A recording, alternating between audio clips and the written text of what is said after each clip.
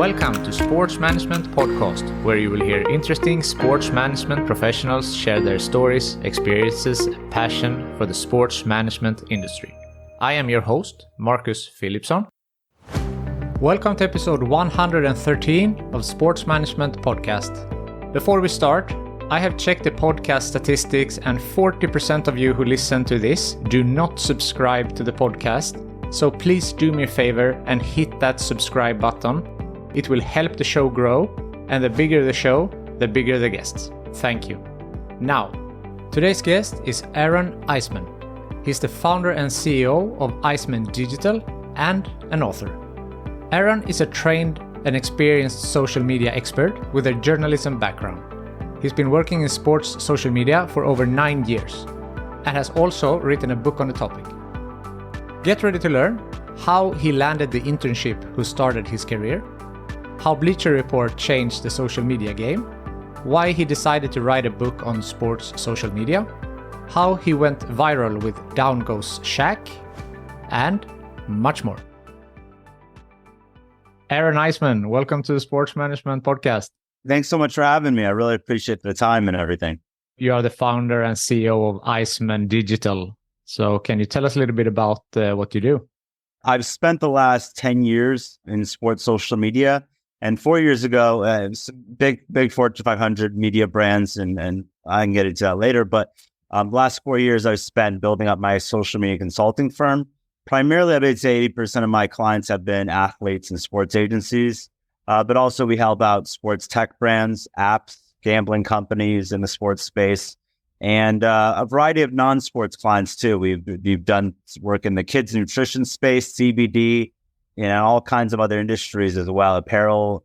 So we really enjoy the ability to work with some great people and work with the clients that we want to work with, and just make an impact on their social media. That's awesome. And I know you have said that social media management is a science. So can you talk a little bit about the field at large and why it's important for sports companies? To me, it's always been more than just posting. I think I got a quote from somebody in my book that was just kind of like, it's not just the intern pressing buttons anymore and hoping that things go viral. There's a science behind it. And I mean there's branding. Like my company, what we do is we do branding help, we do strategy, content creation, posting / community management, paid social, monetization, and analytics. I mean, so there's a lot of different parts to that make it $1 billion industry that it is today. And I think it's just been good for us to just showcase why, it's not, you can't just hire an intern or some social media coordinator a couple years out of college to hope that you're going to have super success on socials. You build a team, build Swiss Army knives, people that can know how to do multiple things. And then ultimately you with the right people, you can grow your social media accounts. And you need to be really adaptable, right? Because, how the social media landscape have changed. TikTok changed everything with the algorithms. And then is it pictures, short form, long form, video? It changes all the time. Right. No, the algorithm, I think what I tell people a lot is the algorithms change. So you got to be on top of it and see what changes per platform. People say they're loving LinkedIn's algorithm, which, maybe TikTok's algorithm was the hot topic, or still kind of is, but it was the hot topic 3-6 months ago. But now people are talking about how LinkedIn is so powerful. But obviously algorithms change, the consumption habits of the audience change, and the who uses what platforms, the demographics on each platform changes as well. Facebook was the cool thing 10 years ago when I was posting on for Turner Sports, but now your parents and grandparents are using it, and people are getting away from Facebook a bit, at least in the US audience. So, you got to be on top of your game with algorithms, with the audience, consumption habits of the audience, and other things that revolve around social media. For sure. You have given us some teasers here. You mentioned Turner Sports, Bleacher, your book. But let's start from the beginning. You wanted to be a sports writer. So how did you get into the sports industry? And let's work ourselves up to where you are now. Right. So I think the way my dad, my brother, and I all bonded was through sports. Maybe at about 7 years old, I saw my first game. It was a Dodgers game, the Los Angeles Dodgers game. And, seeing players like Hideo Nomo, Sean Green, Chano Park, like these are players that I grew up watching. Getting to see a game was cool because that's how we bonded. So throughout the years, we had our teams that we loved. Dodgers. We were more Los Angeles Clippers fans. I was a Denver Broncos fan because of John Elway. Seeing him when I was 8 years old playing in the late 90s. And so became a sports fan. When I grew up with sports, it was something that was powerful to me and I loved it. And then, at some point you get a realization that I'm 5'10" and not super athletic. You kind of get that idea of like, there's no way I'm making it to the NBA, which that was the dream. Obviously, as most people who work in sports business want to be as a professional athlete, a collegiate athlete, but turns into a different career field. And so I started wanting to become a sports writer. I saw that in high school as like a passion of mine. I used to read Dave Feinstein, these other writers from the Los Angeles Times. So it was just really powerful, like the TJ Simers and the Bill Plaschkes of the world. These are great 20 plus year writers that wrote for the Los Angeles Times. And that was the dream one day, is to work for the Los Angeles Times or some Sports Illustrated doing feature stories. And I did that in college. Every semester, I would write for a different team at Indiana University, where I went to school. And I covered the number one team in the country, Indiana basketball. In my senior year, I covered Indiana football junior year. And it was kind of this crossroads between, do I want to do more sports writing after college, or do I want to get into social media, which was starting to become its own career path, I'd say in 2012, 2013, when I was coming out of college. I know that you applied for many jobs when you were done with school, and you were, I guess you can say, lucky, but also it was not pure luck, on merit, of course, as well. But there was 9,000 people applied for this job, 9 selected, and you were one of them. So how was that experience to get recruited for Turner Sports? Well, you did do good research, because it was, I've only wrote about that a few times and talked about it, but like what it was that to be a part of their first social media team was really powerful. I applied to jobs all over the country, sports writing jobs in Wyoming and Oregon and Arkansas. I applied to big media jobs at Sports Illustrated, NBA, Turner Sports, various places. And somehow my application got through to Turner Sports, and I applied as 9,000 others did, and I somehow landed one of 9 spots to be a part of their first social media team. And it was all recent college graduates, 1 to 3 years out of college, I would say. And we all had experience in different things. I was more experienced in the writing field, in journalism and writing it out, what good captions would look like.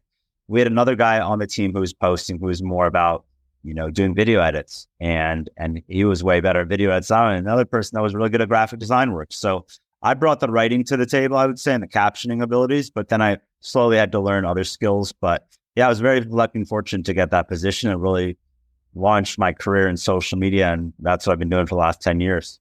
So how long did you stay at Turner Sports? It was a contract of about 11 months, which led me to my next role. It was their opportunity. The contract ended. They said, we have a job for you up at Bleacher Report in New York City. And they had some connections, obviously, because Turner Sports owns Bleacher Report. They've owned this since 2012. And so, yeah, that led me to my next career. I think what's been great about my career path is one career led to the next, or one job led to the next. And I was really fortunate to get a Bleacher Report at the right time, I would say. Yeah, because you have said that the Bleacher Report changed the game for social media in around 2016, 2018. What do you mean by that? Yeah, I think what happened was slowly people started realizing they got to invest more in a social media team in-house. They could hire an agency or some marketing firm outside of their company, and that's fine and all. But what people realize is you spend your, 6 figures, 7 figures potentially we spent 7 figures on hiring a bunch of people to run social media. I think I got there, I was employee number 4 on the social media team.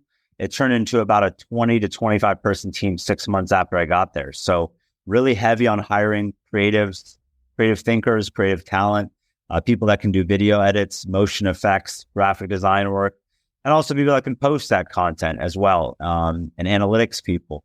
So it really turned into what they changed the game was interesting, because it was kind of this process of, we were always like one step ahead of the competition. A guy, a quote in my book was like, we were playing chess and they were playing checkers, the competition. And we were hitting numbers that were comparative to Justin Bieber at the time, who's, got one of the biggest followings on Instagram.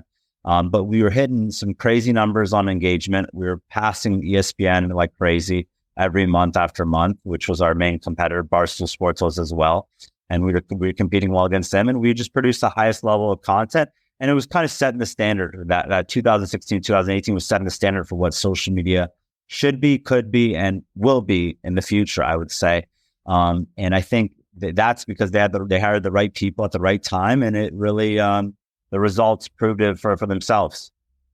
And you mentioned in your book, which we will dig in a little deeper to a bit later, but you mentioned some things that are important. For example, analytics, original content, thumb-stopping content, and so forth. Is those aspects that you felt like Bleacher Report were doing well, and that's why you were so successful? Right. I mean, I would say we'll go viral every post, but we had some big viral moments through the years because it was those when I was there, because it was kind of creative outside the box thinking. We had a team called Bleacher Report Social Moments. It was about 10 people that sit in a room, just try to think of viral ideas. And I think it's funny because it was like, they would be competitive with each other. From what I learned is that, I was in the room sometimes too, and I was posting their work most of the time, but they would be competitive with each other, say like, I just went viral on Tuesday with this. And then the next time another guy or woman would say, well, I've got this idea. I think it's going to go viral on Tuesday next week or whatever. So they create this content. They put time and energy into it. They get the right designers. They get the right motion effects people. They would have the right people in place so that these content could go viral or could overperform, which is what we're looking for every post at Bleacher Report. And ultimately, it was having the right people in place to get that content. Because, like I wrote my book, Content is King, and Bill Gates wrote about this 1995 or 1996, and it still remains true to this day. So I think it's very important to understand how important content is, and Bleacher Report was on top of their game every week because of posting about the news and the daily stuff, which is what I was helpful with, but also creating these ideas that will go viral and moments that people probably never forget. So it's been impressive to see how Bleacher Report made its name off of some of these great, talented people, the creatives that really put together some of the most viral and engaging posts over the last 5 to 10 years, I would say. So talking about viral posts, what's the prerequisite? Is it that it reaches 1 million people, 10 million people? I mean, everyone talks about it, want to going viral, but what does it actually mean? Yeah, so there's two, I think, metrics I would say. Overperforming is like your way of like doing better than your averages account. Like if you're normally like, you get 100 likes per post, you get 10,000 likes, that's like overperforming for an account.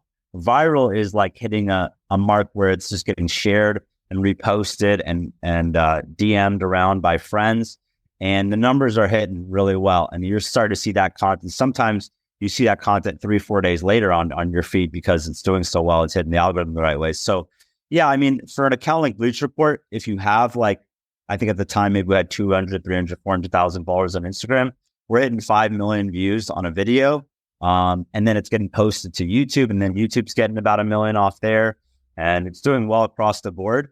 We obviously measured it, see how well it's performing on this platform versus that platform and such. But Instagram was a big driver for us in 2016 to 2018. And I would say, it's making a mark as a piece of post. I would say maybe it hits the 1 million mark, but maybe it's 500,000 or more at the time, depending on how big the moment is. If it takes over like the moment of what's going on that day or that week, then you really know you made a mark. When people are sharing your post, like I saw this on Bleacher Report, it's funny, they're reposting us. You're starting to see bigger accounts do that. Like it obviously shows you that they're envious of our work, but they like to share it because they love what we do. And so it creates more of a bigger reach into more audiences. And then, the virality continues to grow over time, and it it has longer shelf life on different platforms, obviously, too. Got it. So you're from LA, Los Angeles, and I read also that the LA Kings in the early 2010s, they were changing the game, if you want to call it like that, or they were acting differently on social media. So what was it exactly that happened there, in your opinion? Right. It was, from what I learned from people that worked there and people that understood hockey and hockey social media, it was their voice. It was different. I think in 2011, 2012, when they were starting to go on that hot streak of going to Stanley Cup runs, I think it was for them, it was the social media team, like getting permission from the higher ups, the presidents and GMs of the team and the front office staff, I was saying, just have fun with social media, just have fun with Twitter. And what they did was they did a good job of just saying, hey, let's be funny. And they would do a post that says, all you guys do is, you guys do fist pumping really well. You don't play hockey as well, like we beat you kind of a thing. They would make fun of like the New Jersey audience. And it wasn't like they were trying to be demeaning or like hating on them. It was just trying to be funny and bring up a new type of voice. And I think they did a good job of that, because a lot of the voice before that was just like new player subs in for this player, or new news. This happened. This just happened. They were bringing a new voice to the table. And I think not just NHL people noticed, but other people in the sports industry noticed, and it really made them successful. And I would say, yeah, it did change the game, because people were like, we can have a good, strong voice. It's not all about just the video, the photo, this or that. You can just do a text tweet, and it could really be funny and go against somebody, and then they can go back and forth. So they really, and NHL world changed the game, but obviously, also in sports world, people took notice and tried to change their voice as well. Yeah, and that feels like that has been more and more common nowadays also, that they try to, find that level of being serious, but also being funny. They do some funny things, but they are still a serious account, and finding that balance. Right. It's like the balance, like when I think, weeks 1 and 2, when you take over an account, if you're a social media manager, it's all about branding. Like, who is our brand identity, what we're all about, how we build brand awareness. But I think end of week 1, week 2 is voice development. Who is our audience? What type of voice do they like? Captioning, do they like hashtags, emojis, other things do they like to see from us? Are we fun, witty? Are we conservative? Are we more business-like and this or that? I think you've got to develop that in an early sense of any social media account that you build up. On that topic, Down Goes Shaq. What is that? Right. So Down Goes Shaq is, I think, it'd probably be my first really viral post, like that really took off. I mean, I didn't have to do much. It was a moment. So I was covering NBA on TNT. It's good. And, if you want to read the book, any of your audience, I think it's great. Like I kind of write it out as like the visual, like elements of that day. It's a nice sunny day in Los Angeles. I was visiting my parents at the time. It was Christmas Day. I was eating Chinese food on the table, and like I was watching NBA on TNT, and that was my account solely to run myself, and not many people were working that day, because obviously Christmas, people took off. But I was watching the moment. And during halftime, Shaq gets pushed into a Christmas tree. I immediately grab it off of this tool called Snappy TV, which probably isn't around anymore, like a live TV recording platform. I pushed out on social media, Facebook, Twitter, Vine, Vine was a big deal. RIP Vine, big deal for us, and it did numbers. Like, I mean, that was in like 1 to 5 million just on Facebook, and at the time, Facebook was still growing into the sports audience. I would think it wasn't taken off. Twitter was kind of slowly becoming there as well, and Vine was a big deal in the sports audience as well. So it did numbers across the board, and we would post on Vine and then tweeted out that video. But it loops. It got, as they would say in Vine, it got millions of loops, and so it was really a cool moment to have. And then another moment that I had was Shaq falls on these wires, which is not planned at all. I don't know if the Christmas tree was planned, but the Shaq falls on wires happened, and I was the one that posted it, and that did numbers as well. So it's just, when you have good content to work with, having the right caption is simple. I don't have to do a lot. I just did 3 words, Down Goes Shaq, and it took off. And you let the content play for itself, and the captioning kind of assists the video or the photo or the graphic, whatever it is. It seems like you're a basketball guy. You said you want to be an NBA player, but you're 5'10". You want to be the Jewish Larry Bird. I read somewhere, I think. Yeah. Right. So, but you moved on later after Bleacher to work for the NFL network. So can you talk a little bit about that? Right. So when Bleacher Report, after about 3 years at Bleacher Report, nearly 3 years, I wanted to come back home to Los Angeles, started watching my nephew grow up, and I want to look for a position in Los Angeles where, I'm originally from, and somewhere that was, really high quality. Because when I was at Bleacher Report, my job was probably one of the top 5 social media jobs in the sports industry at the time, maybe 1 or 2. To have a job at Bleacher Report was really envied in the industry, I would say. And so, where would it be? Would it be at the NBA? Would it be at the NFL? Would it be at NHL or like a team, or where would I go? And I got a job opportunity thanks to a guy named CJ Toledano, who was at Bleacher Report, who worked a little bit at the NFL on a contract basis. And he said, I got a job opportunity for you at the NFL Network to run social media for them. Are you interested? And luckily, like that job, because I was nice to him and really kind, and we worked together very well at Bleacher Report, led to my next job and a contract at NFL Network. And I really just got a sense of what they call under the shield, like what's the brand all about at the NFL Network and the NFL in general. And it was really great learning experience for me as well, just because I got to do a lot of different things. But yeah, I loved working there because we had the social media war room and 20, 30 different TVs going on at the same time with different games. So it's very cool to work on a Sunday or Monday. I'm sure. One of the achievements from this was that you added another 600,000 followers for the network's different social channels. So what was the play behind that? Right. On Instagram specifically was like really hot at the time. I think 2018, 2019 when I was there, those year and a half that I was there, it was a big deal to just post good content, quality content, promote the network that we were on. But also when you take good things off the network, the right piece of content, and you put it out there, it does well. When you make a graphic that really engages the audience and exciting, it grows the following. So little things you can do. Although NFL Network, to be honest, doesn't compete against NFL's numbers, it grew because that 600,000 new followers, primarily off of Instagram growth, was just because the consistency of content, posting the right things, engaging the audience the right way on Instagram, and ultimately just having the right opportunities at the right times because of the network, and taking the right things off of the network and making sure they'd go up on social media very quickly. We'd be the first ones to get it out. And it was very shareable like content. I think is important to build that community that they built during that time, that I built during that time with being part of that account. So yeah, it was a very exciting opportunity to work for the NFL and to build that following up and to just every day see the growth and the fruition of my hard work. Well, let's talk about your book now. It's called The Evolution of Sports Social Media. So why did you decide to write this book? Right. It was always a bucket list item as a writer myself to do long form journalism. I always did these articles that are 500 words to 1,000 words for the school newspaper at Indiana University.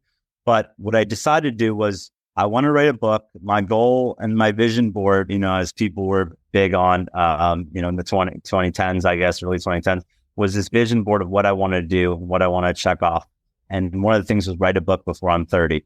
And I didn't know what my topic was going to be. Is it going to be about my life? Is it going to be about sports social media? Is it going to be about the trials and tribulations of going through a career in sports? What was it going to be about? But I decided to keep it focused on sports social media because I didn't really see a book out there, non-textbook, that really told the stories of sports social media, the growth and rise of ESPN social, Omar Raja, House of Highlights, Bleacher Report disruption in 2016 to 2018, these various athletes' social media.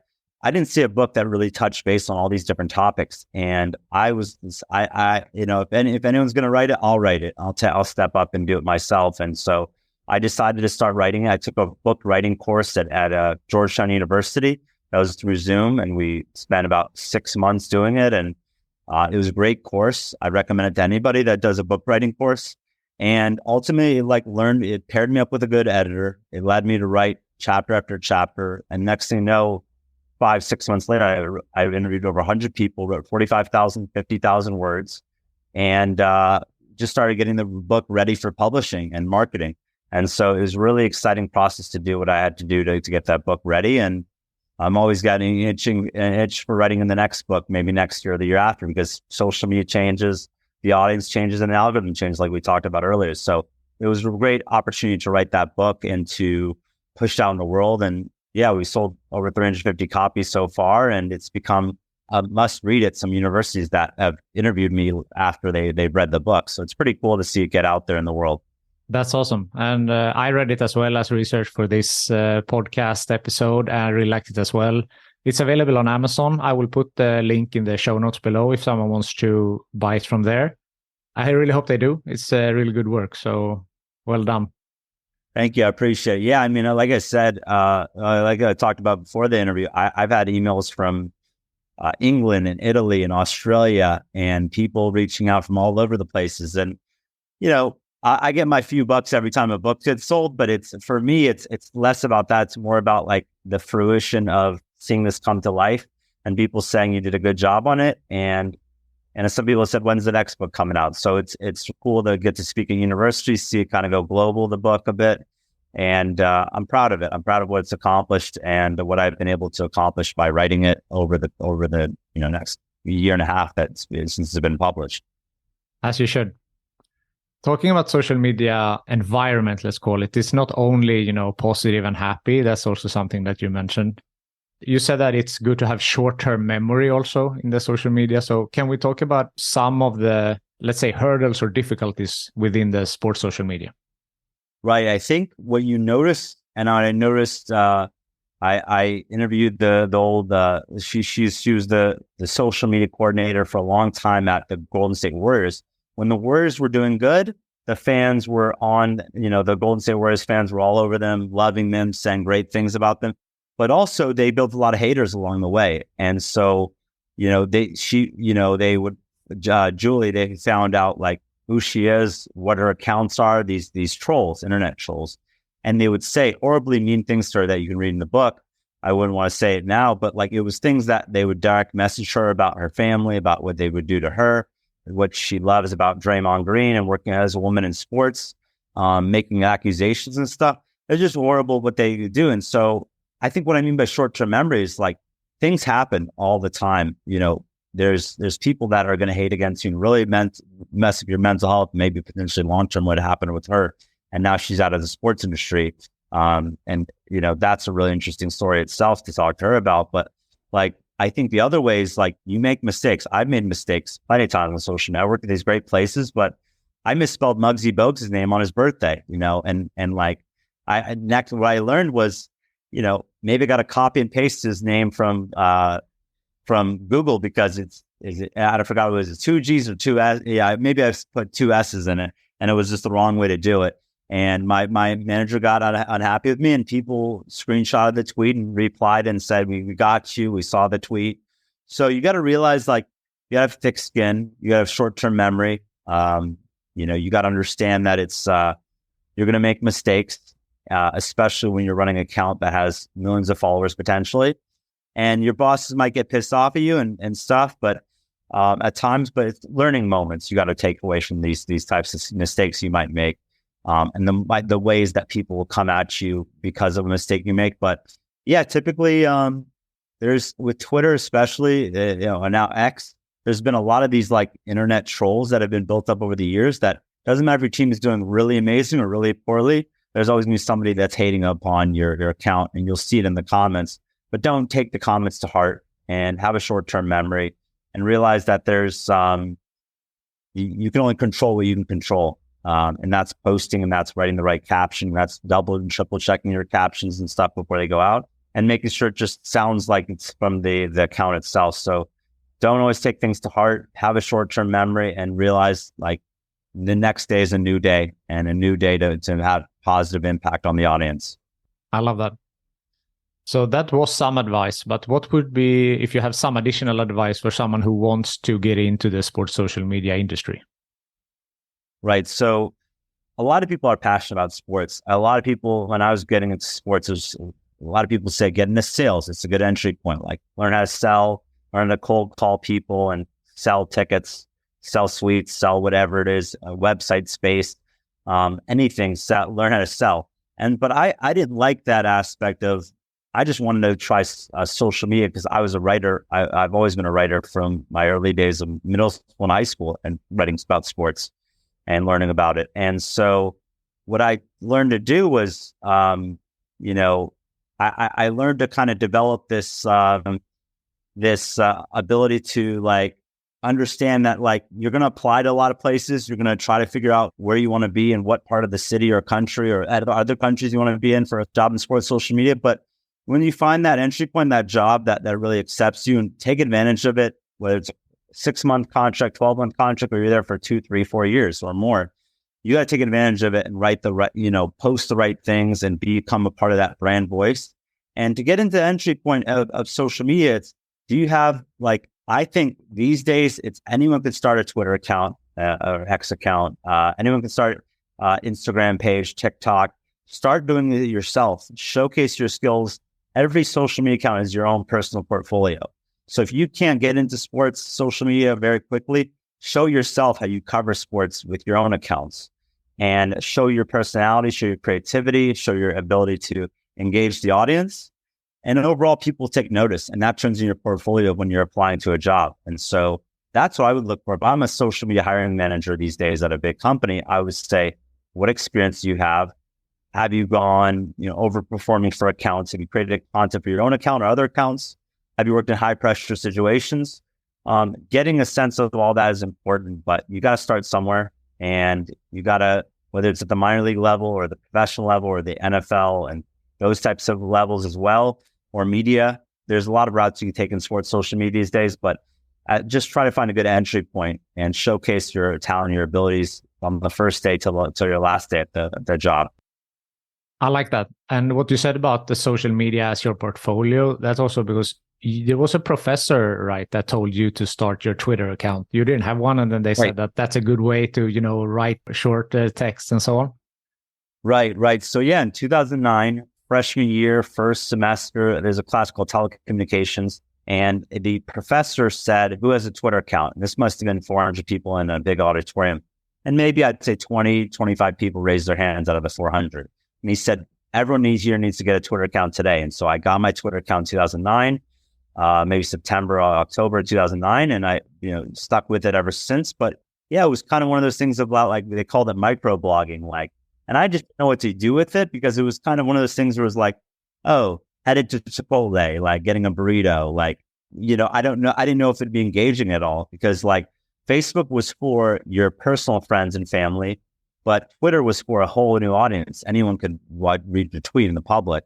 You don't have to be friends with them. So it and mostly it was text tweets at the time. So it was really a different platform now than what is now, that when Elon Musk has taken over it and changed it up a bit. But it's really one of those things where it's microblogging and short form writing. This voice is still going to be good on Twitter throughout the years, and it hasn't changed that part. But yeah, I mean, at the time to get the account, it was really, I was skeptical about Twitter, and I didn't know when to hop on the platform itself. And then the teacher said, go get an account today. The professor did.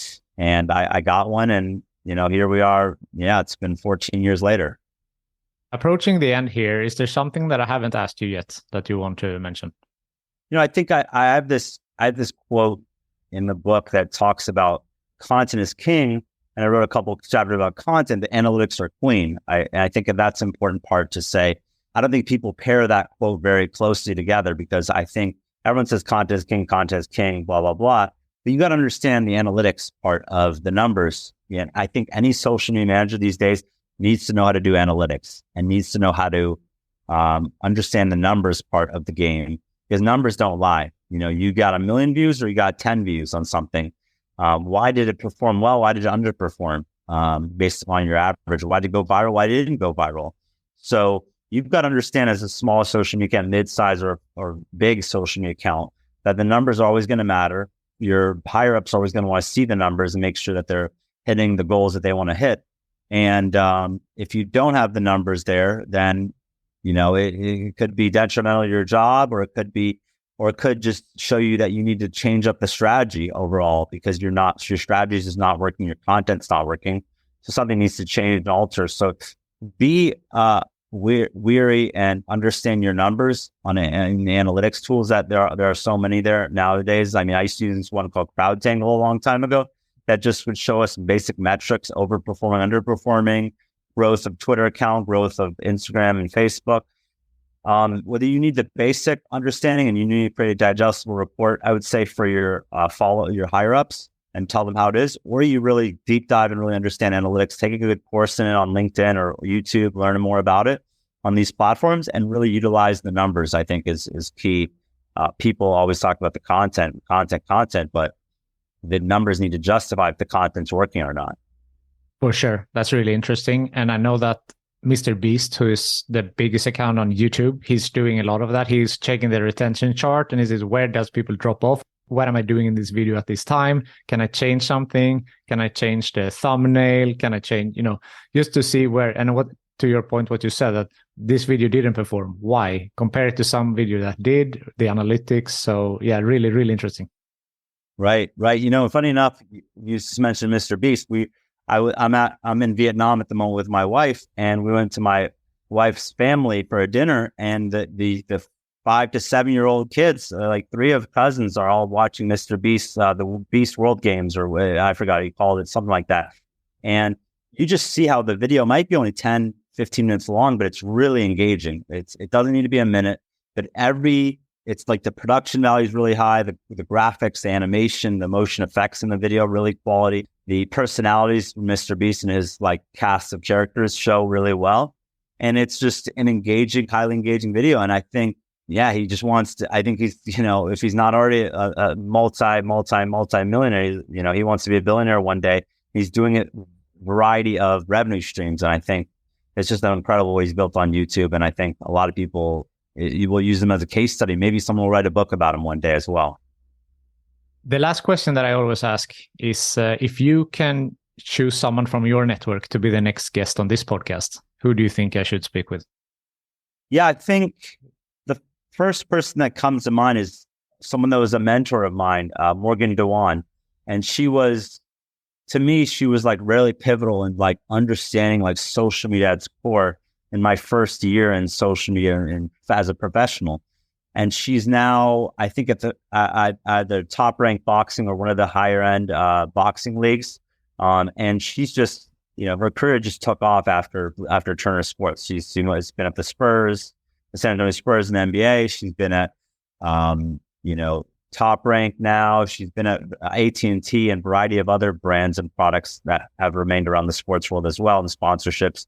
But content has always been important to her, and she explained that to me and my team really well when we were, and she wanted to hire people that are endemic to the space, as she said in the book. And I think she's just a valuable person to understand that she knows how to hire the right people, how to like understand the concepts, the hierarchy strategy of social media, 20,000 foot view, as they would say. And, just really, really understands everything that you need to know how to be successful in social media. And she's always understood how it changes and evolves over time, and how you as an account manager and social media manager needs to evolve as well because of the audience and the algorithm. So I think she'd be great to talk to. Aaron, thank you so much for taking the time to be on the Sports Management Podcast. Really appreciate it. Yeah, thanks, Marcus, for the time. And please follow me on social media. Go find me on Eisman Digital on Facebook, Twitter, Instagram, TikTok, wherever, LinkedIn.